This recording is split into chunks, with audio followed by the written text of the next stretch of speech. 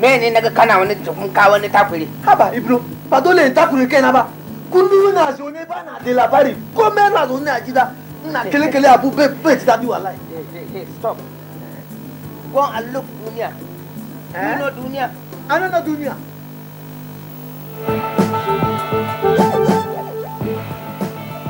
Cette grande édition d'information. Monsieur, dames, bonsoir. Merci d'avoir choisi la télévision Dunia pour vous informer. C'est une circulation.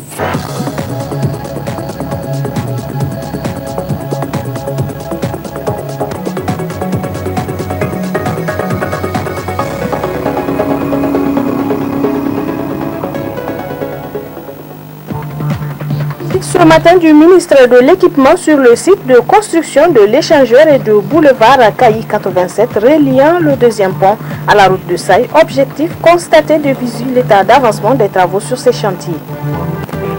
Cérémonie de réception ce matin au garage administratif des minibus et bus destinés aux universités de Niamey, Tawa, Maradi, Zender et Lemig pour un coût global de 750 millions de francs acquis sur fonds propres de l'État. Début à l'IFTIC des soutenances et ce matin, la rédactrice en chef de Dunia TV a défendu son thème de mémoire pour l'obtention du master en communication pour le développement, les temps forts dans ce journal. Messieurs, dames, bonsoir. Merci de votre fidélité au groupe de presse Dunia. Ravi de vous retrouver sur ce plateau pour cette nouvelle édition d'information. Le ministre de l'Équipement a effectué ce matin une série de visites sur le site de construction de l'échangeur de la place des Martyrs et du boulevard KI 87 reliant le deuxième pont à la route de Saï. Objectif, constater de visu l'état d'avancement des travaux de ces sites. Compte rendu Murtala Zouberou et Issa Hassan.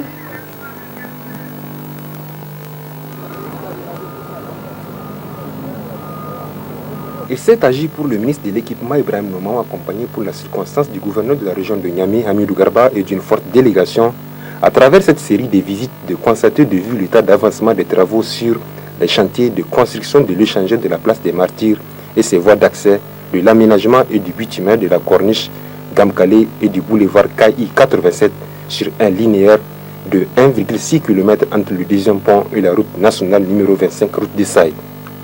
La première étape de cette visite a conduit le ministre et sa délégation sur le site de l'échangeur de la place des Martyrs où il a trouvé les ouvriers à pied d'œuvre.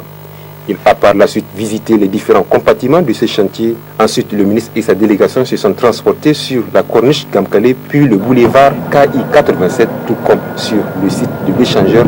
Les explications ont été fournies au ministre. À la fin de ce périple, le ministre s'est dit satisfait de l'état d'avancement des travaux sur le site de l'échangeur de la place des Martyrs. Aujourd'hui, nous sommes revenus pour constater ce qui est en train de se passer, puisque il a été demandé à l'entreprise de trouver les voies et moyens pour remédier à cet état de fait. Aujourd'hui, nous sommes venus pour constater si ce qui a été demandé est en train d'être appliqué. Et Dieu merci, vous avez vu avec nous que on est très avancé dans l'exécution de ces travaux. Quand nous étions venus avec le président de la République, ils étaient à 6 pieds sur 145. Aujourd'hui, ils sont à plus de 120 déjà réalisés. Vous comprendrez très aisément que les travaux avancent à pas de géant. C'est dire que nous sortons vraiment très satisfaits de ce que nous avons vu. Au niveau de l'échangeur, les travaux avancent en tout cas normalement et nous pensons que l'engagement qu'ils avaient pris devant le président de la République de remettre ces joyaux en octobre prochain, que cela va être tenu. S'agissant de la corniche de Gamkale et du boulevard KI 87, les travaux tardent à avancer pour plusieurs raisons auxquelles le ministre Ibrahim Nomao rassure. Voilà la corniche Gamkale et puis la KI 87, des routes qui prolongent le deuxième pont, qui relie le deuxième pont à la route de Saï. Il faut dire que là nous butons à l'éternel problème que nous connaissons aujourd'hui, c'est celui des problèmes d'expropriation. C'est un problème sérieux qui se pose à nous et aujourd'hui si ces travaux n'avancent pas dans la même, en tout cas, lancée que l'échangeur, c'est justement lié à ce problème d'expropriation. Problème d'expropriation que nous sommes en train de vouloir y remédier, puisque un comité déjà va être mis très rapidement au niveau du gouvernement pour que cette question soit définitivement tirée au clair. Ça nous empêche de travailler, ça nous met très mal à l'aise dans l'exécution de nos projets de route et je pense qu'il est le temps en tout cas que cette question soit réglée. Et nous sommes ici devant la CAI 87 et vous voyez que jusqu'à présent il y a un petit îlot qui empêche à l'entreprise d'avancer et que nous sommes en train de chercher aujourd'hui les voies et moyens pour que ce problème soit réglé définitivement. Débuté le 10 mars 2014, les travaux de construction de l'échangeur de la place des Martyrs et ses voies d'accès, de l'aménagement et du bitumage de la corniche de Gamkale et du boulevard KI 87 pour un délai d'exécution de 24 mois, une fois achevé, donneront à notre belle capitale une image digne de son nom et par la même fluidifiant la circulation pour le bien et l'intérêt général de tous les Nigériens.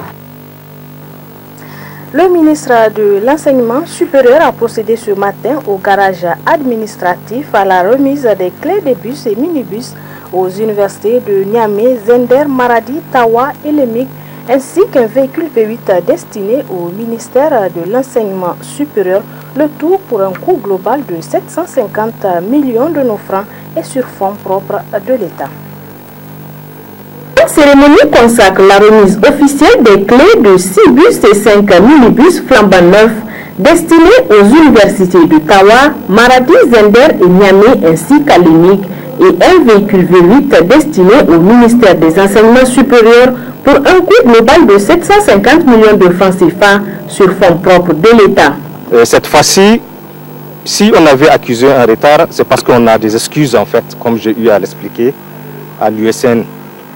C'est parce que tout simplement la commande a été faite dans le strict respect, c'est-à-dire des règles de passation des marchés publics. Et on a voulu respecter toutes les procédures jusqu'à la fin. C'est ce qui nous a amené à accuser un retard juste de 15 jours dans les délais normaux de livraison. Et les 15 jours de retard étaient accusés parce que tout simplement il y a les inscriptions que nous avons demandées à la dernière minute. C'est ça qui a pris le temps nécessaire pour arriver jusque-là. Dieu merci, dans le délai imparti, nous voilà en possession de ce bus-là. Et j'ai l'insigne honneur de remettre, conformément au vœu du président de la République, son Excellence Issoufou Mahamadou, et conformément aux engagements qu'il a pris à l'endroit des universités et des centres régionaux des œuvres universitaires. Présent à la cérémonie, le ministre de l'Emploi salue le geste. Parce qu'il dénote du respect d'un engagement, celui du président de la République, son Excellence Issoufou Mahamadou, qui a promis à la communauté universitaire de s'intéresser davantage aux préoccupations qui sont les leurs aujourd'hui pour matérialiser son accompagnement, pour agrandir les parcs automobiles de l'université ou des universités. Parce qu'au-delà de l'université de Niamey, il y a les autres universités de l'intérieur. Cela témoigne, en un point de vue, l'engagement du premier responsable de l'État à faire de la question de l'école et particulièrement de l'enseignement supérieur une priorité absolue. Ces bus et minibus viennent ainsi agrandir les parcs des 4 universités de notre pays et ce conformément aux engagements du chef de l'État de doter chaque année les universités des bus afin de faciliter le transport des étudiants. C'est un sentiment de joie, c'est de dire que c'est une action à encourager, c'est une initiative à pérenniser, mais c'est de dire précisément que le besoin est énorme chez nous,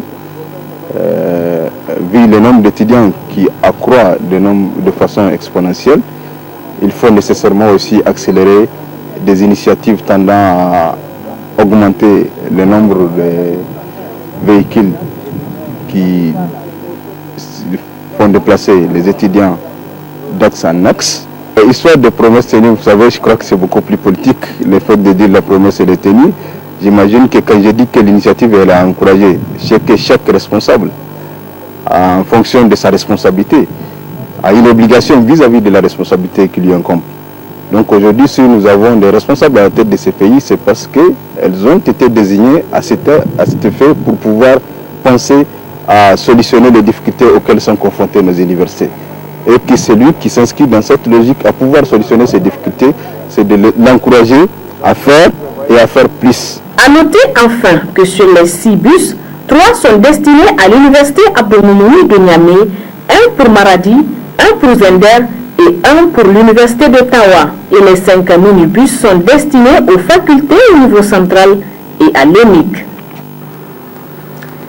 Le ministre des Mines et du Développement industriel a animé cet après-midi un point de presse.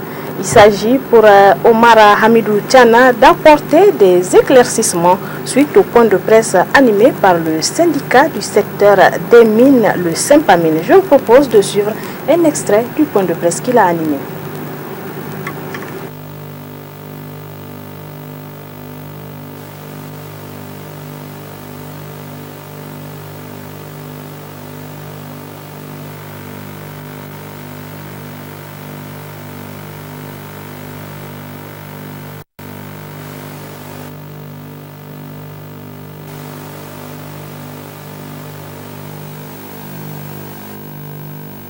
Donc suivre cet élément, mais nous y reviendrons au cours de notre édition de demain, Inch'Allah.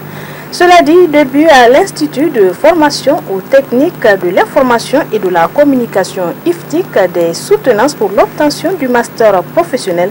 Et ce matin, c'était au tour de Rachida Altine, rédactrice en chef de la télévision Dounia, de défendre son thème de mémoire pour l'obtention du master en communication pour le développement. Mariama Soumana pour plus de précisions. En matière de soutien au développement à l'économie publique. Dynamique d'information et de communication au sein de la télévision Dounia. Quelle stratégie pour mieux informer le public? C'est le thème défendu par notre conseillère Rachida Altine pour l'obtention du diplôme de master professionnel en communication pour le développement. Un thème qu'elle a valablement développé et soutenu à travers un brillant exposé devant un jury aussi rigoureux. Après les remarques et critiques constructives et parfois des éloges à l'endroit de l'heureuse candidate, le jury vous décerne la note de 14 sur 20. 14 sur 20, c'est la mention bien. Et désormais, vous êtes dans la cour des grands au niveau de la commune. Voilà, vous pouvez venir.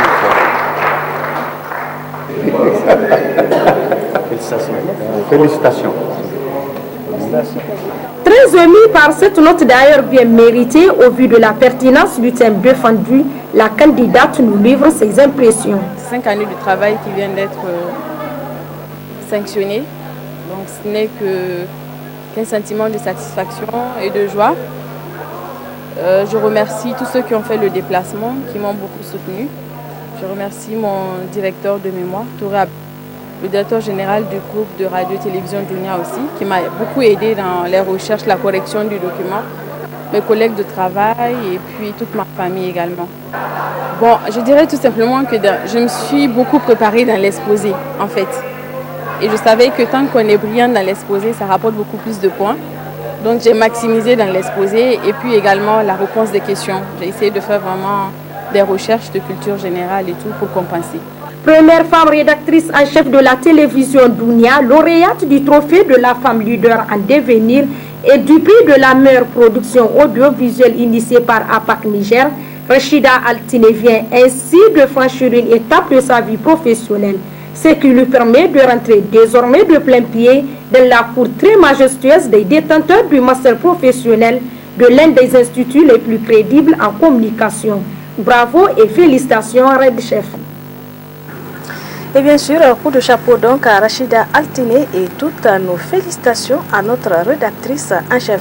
Et concernant donc le point de presse animé par Omar Hamidou Tchana, la technique est à pied d'œuvre, peut-être que vous pourrez le suivre d'ici la fin de ce journal.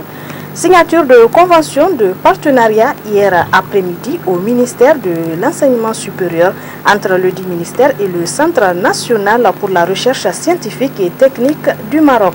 Objectif, accompagner le Niger dans la mise en œuvre de la politique de la recherche scientifique.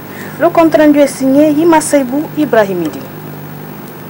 Cette signature de convention de partenariat entre le ministère de l'Enseignement supérieur, de la Recherche et de l'Innovation et le Centre national pour la recherche scientifique et technique du Maroc, CNRST, vise comme objectif d'accompagner le Niger dans la mise en œuvre de la politique de la recherche scientifique. Une cérémonie qui a réuni autour d'une même table le ministre de l'Enseignement supérieur, celui de l'enseignement technique et professionnel, du ministre du Commerce et du secteur privé, de la ministre déléguée au développement industriel, ainsi que des recteurs, des directeurs généraux des institutions de recherche scientifique et technique du Niger et du directeur RST du Maroc à la tête d'une importante délégation. Le ministre de l'Enseignement supérieur a salué l'excellente coopération entre les deux pays.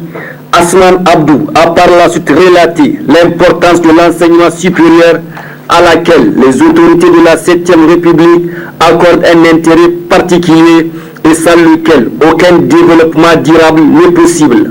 En effet, la maîtrise de la science et de la technologie constitue de nos jours l'outil indispensable de toute stratégie porteuse d'avenir.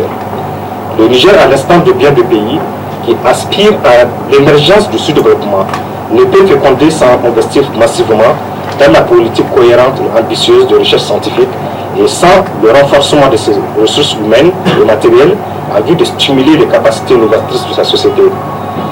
Cette légitime ambition pour le devenir du Niger, au cœur du programme de la Renaissance de son Excellence, Monsieur le Président de la République, ainsi que celui du programme de développement économique et social de PEDES du gouvernement, conduit par son Excellence Brigitte Raffini, Premier ministre.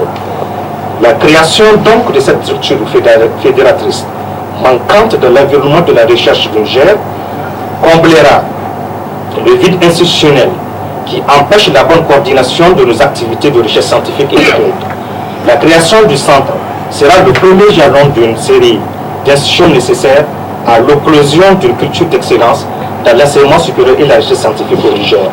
Le directeur du Centre national pour la recherche scientifique et technique CNRST du Maroc s'est dit très réjoui d'être au Niger en cette heureuse circonstance. Le professeur Driss Aboutadjin a aussi succinctement présenté son centre ainsi que ses principales missions et les perspectives avant de se prononcer sur les raisons de son déplacement au Niger. La raison de notre présence, c'est pour pouvoir ouvrir un canal de coopération avec le Niger dans le domaine de la recherche scientifique et technique, et particulièrement dans le domaine de son financement et du renforcement de l'infrastructure de recherche. Vous savez, ils sont en train de créer un établissement qui est comparable au nôtre, et nous avons quelques années d'expérience, et nous voudrions partager cette expérience avec notre pays ami et frère du Niger, et nous voudrions aussi bien sûr apprendre cette mise en commun de savoir-faire, cette mise en commun aussi de connecter nos ressources humaines ne peut être que profitable aux deux pays et aux deux peuples. À travers cette présente signature, le ministère de l'Enseignement supérieur, de la Recherche et de l'Innovation entend restructurer, voire refonder l'enseignement supérieur et la recherche au Niger afin de répondre efficacement aux besoins de développement du pays. Je le disais en début de ce journal, le ministre des Mines et du Développement industriel a animé cet après-midi un point de presse. Il s'agit donc pour Omar Hamidou Tchana d'apporter des éclaircissements suite au point de presse animé par le syndicat du secteur des mines, le Sympamine. Je vous propose de suivre un extrait de ce point de presse animé par le ministre Omar Hamidou Tchana. Chaque fois que le syndicat m'a sollicité, j'ai répondu chaque fois que je pouvais. Je suis ministre de la République et par conséquent, j'ai deux patrons, le chef de l'État et le Premier ministre. Quand je dois remplir mes obligations de ministre à la primature, à la présidence, il va sans dire que je n'aurai pas le temps à consacrer à autre chose. C'est dans ce cadre que j'avais le jeudi 19 décembre, j'avais demandé à ce que je rencontre les syndicats le lundi passé, c'est-à-dire le lundi 22 à 11h, mais j'avais pris soin d'organiser une rencontre à 10h à l'interne. Mais entre-temps, on nous a informé d'un conseil de ministres extraordinaire, ce qui veut dire qu'on n'a pas pu faire cette rencontre le lundi 22 décembre. Le mardi, le chef d'État devait effectuer un aller-retour à Cotonou. Le mercredi, on avait une réunion sur le Dune Business. Et le jeudi, comme vous le savez tous, c'était Noël. Le vendredi 26, j'avais envisagé de le recevoir vers 11h. Mais malheureusement, mon calendrier a débordé. Compte tenu du temps important que nécessite cette rencontre, j'avais voulu qu'on fasse ça hier. Hier également, j'ai été convoqué au Premier ministère pour la remise officielle du rapport général 2013 de la Cour des comptes. C'est sur cet entrefait qu'on avait envisagé de faire cette rencontre ce matin, quand on m'a dit qu'ils avaient envisagé de faire une déclaration de presse. J'ai appelé les syndicats ce matin, en présence de mes principaux collaborateurs, pour leur dire, écoutez, je ne vois pas l'utilité de votre point de presse, parce que voilà ce qui a été dit, et ce que j'ai envisagé. Mais malgré cela, ils ont tenu à faire le point de presse, dans lequel certaines contre-vérités ont été dites, et je tenais à les relever, afin que l'opinion nationale soit sensibilisée. Ils ont parlé en premier point d'un dysfonctionnement total du ministère. Je suis au regret de dire que je m'inscris en faux contre ces allégations. S'il y avait un dysfonctionnement, je pense que le ministère n'allait pas obtenir les résultats qu'il a obtenus depuis 2011. Et tous les Nigériens sincères ont salué à l'unisson notre rapport. Et puis, l'association des anciens travailleurs du secteur des mines sort donc de sa réserve à travers la convocation d'une assemblée générale. Il s'agit pour les membres de la dite association de revenir sur le bilan des activités menées par leur structure, mais aussi sur les perspectives pour l'année 2015. Nous y reviendrons plus en détail au cours de nos prochaines éditions. Début ce matin au stade général Seyni Kounché d'une formation de 612 enseignants de mathématiques et sciences en service objectif, renforcer leurs compétences en matière scientifique. Omar Hama. Ils sont au total 612 enseignants de mathématiques et sciences en service sur l'ensemble du territoire national à bénéficier de cette formation pédagogique qui a pour objectif d'améliorer la qualité des enseignements et d'apprentissage dans le cadre de la mise en œuvre du programme sectoriel de l'éducation et de la formation initié par le gouvernement. Cette formation, financée sur le budget national, entre dans le cadre du Plan national de développement des sciences dont notre pays s'est doté depuis 2012 et c'est conformément au programme de la renaissance de son Excellence, Monsieur le Président de la République, chef de l'État, dans le souci de pérenniser cette intervention, mon département ministériel a demandé et obtenu du gouvernement l'inscription d'une ligne budgétaire dénommée Appui au développement de l'enseignement scientifique. Les enseignants de mathématiques et sciences, vous représentez un maillon important pour notre politique éducative. Il est en effet reconnu que les mathématiques et les sciences représentent un pivot important d'un système éducatif harmonisé, cohérent, compétitif et adapté pour le développement socio-économique de tout pays. Comme vous le savez, les séries scientifiques sont menacées de disparition dans nos établissements. Aussi, mon département ministériel compte sur vous pour une relance de l'enseignement des sciences dans notre pays. Il faut noter que cette formation permettra à ces enseignants du secondaire de renforcer davantage leurs compétences en matière scientifique afin de relancer l'enseignement des sciences au Niger.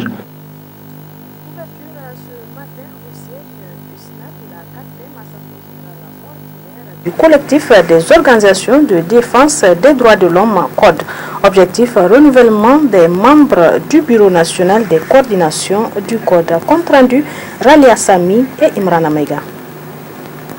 Placée sous le thème 4e du genre, le code de 10 ans d'existence, cette 4e Assemblée générale ordinaire du collectif de défense des droits de l'homme CODE s'inscrit dans le cadre de ses activités de promotion, de protection et de défense des droits de l'homme au Niger. C'est dans cette optique que l'Institut danois des droits de l'homme apporte depuis quelques années son appui au CODE dans le cadre du renforcement des capacités de ses membres. L'Institut danois des droits de l'homme apporte son appui au CODE dans le cadre de la réalisation de ses activités, du renforcement des capacités de ses membres et à l'appui institutionnel à son siège.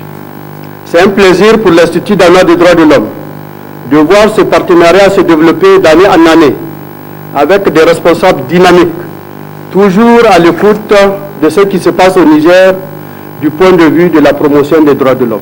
Il s'agira au cours de la présente Assemblée générale de présenter le bilan des activités du Code au cours des 3 dernières années afin de procéder au renouvellement des membres du bureau pour renforcer l'unité au sein de la dite structure et redynamiser son cadre.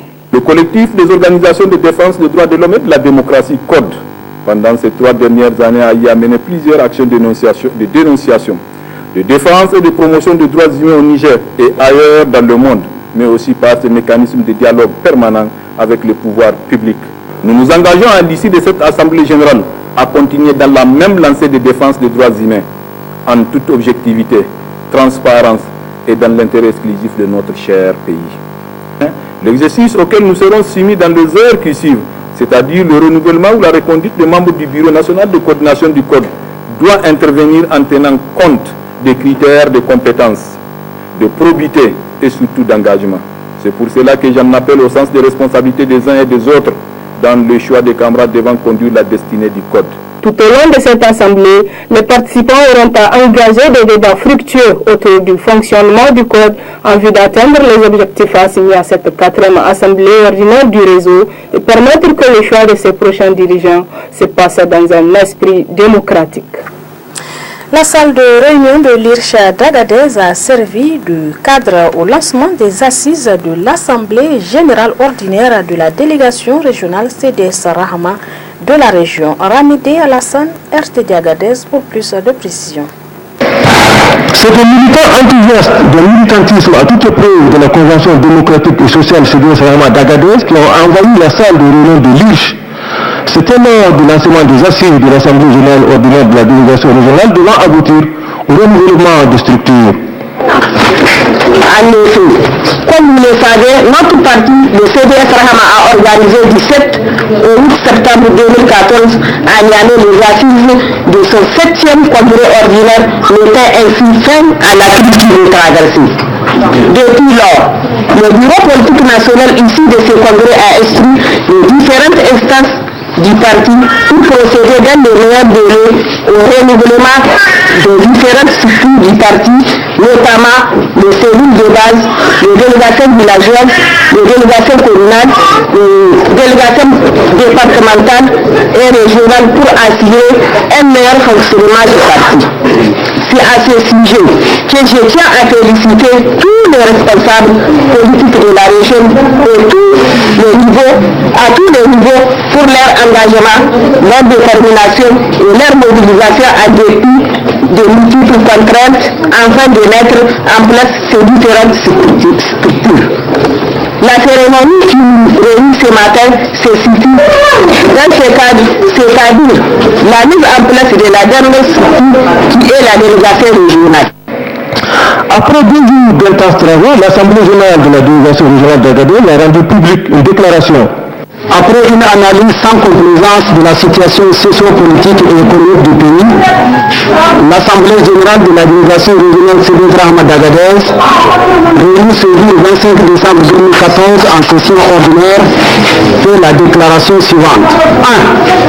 1. L'Assemblée générale apporte son soutien inconditionnel au président du parti, le camarade Abdelobo, pour sa détermination et sa clairvoyance dans la conduite du parti, afin que le CDS Rahama soit un parti uni et fort. 2.